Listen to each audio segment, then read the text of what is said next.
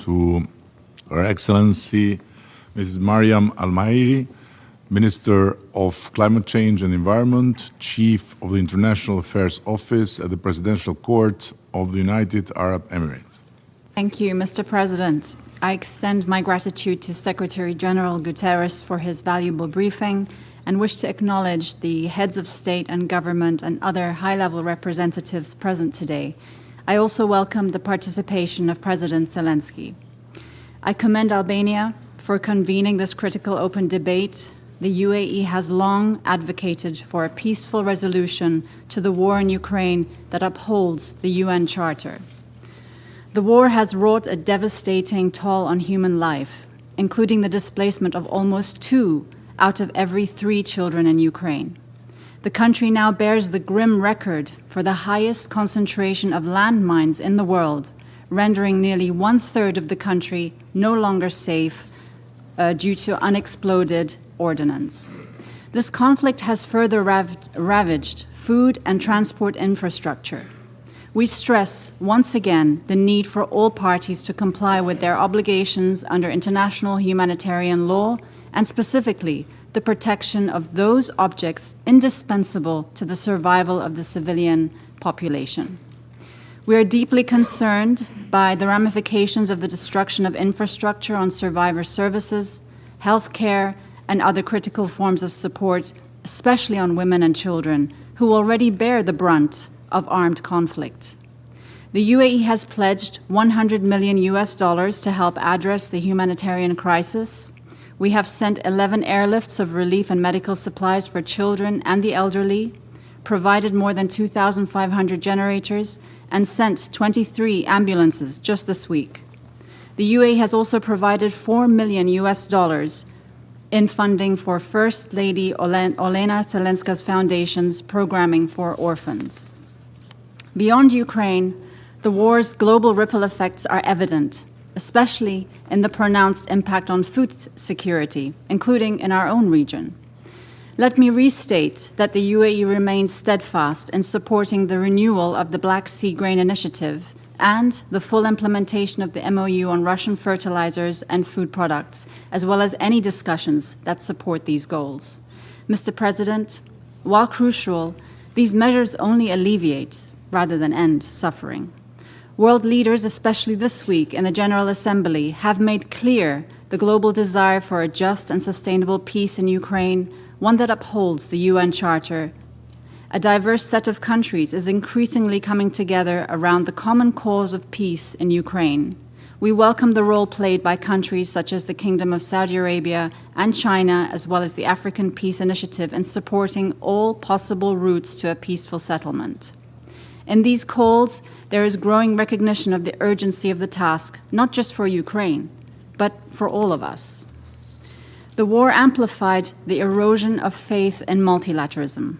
Achieving peace can begin its restoration. Of course, peace will only come out of diplomatic talks between Russia and Ukraine, and it will only be just and sustainable if it upholds the UN Charter. The UN Security Council and its members have a vital role to play in this process. We can encourage and incentivize de-escalation, extend the urgency to uphold the UN Charter to every file before us, and expand the circle of peacemakers to reflect today's global realities. We would welcome an increasingly representative council and believe the discussions on Security Council reform should move forward with serious intention. Though the path to peace in Ukraine may be arduous, it doesn't license inaction. There is only one sustainable path to a just and lasting peace in Ukraine, in line with the UN Charter and preserving its sovereignty, independence, and territorial integrity, and the UAE stands ready to support that objective. Thank you, Mr. President. I thank Her Excellency Ms. Al-Mahiri for her statement, and I give the floor to His Excellency Mr. Ma Jiaosu, Executive Vice Minister of Foreign Affairs of the People's Republic of China.